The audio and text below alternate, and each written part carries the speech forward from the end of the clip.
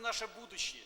Но если мы сейчас убьем веру в человеке, что за труд он ничего получать не будет, мы никакую рыночную экономику в нашем Казахстане суверенным не построим. Я предлагаю всем депутатам, кто глубоко понимает создавшуюся ситуацию, именно за этот закон проголосовать. Спасибо за внимание. Спасибо. Депутат Муртаза. Сейчас по процедуре. Жағдайдың қиындығы мынада. Біз 25 желтоқсанда заң қабылдадық. Осы заң, мына дауға түсіп отқан заңды. Егер мұны қабылдамағанда, ел көміс қой жүре беретін еді. Ал осы заңды қабылдап, біз оларды үміттендіріп, кеудесіне үміт отын жағып қойдық, дәмелендіріп.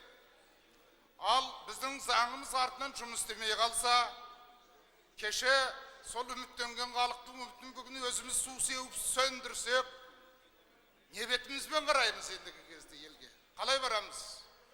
Жаңа Соболев айтады, бұл заң жұмыс істемейді дейді.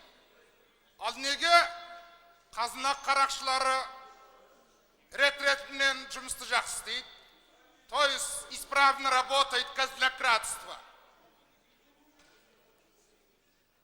Ал дауға түскен бұл заңға тек еңбекшілердің табан ақы, маңдай терін көз жасы көрмегендер, яки көре тұрып көргісі келмегендер ғана қарсы болады.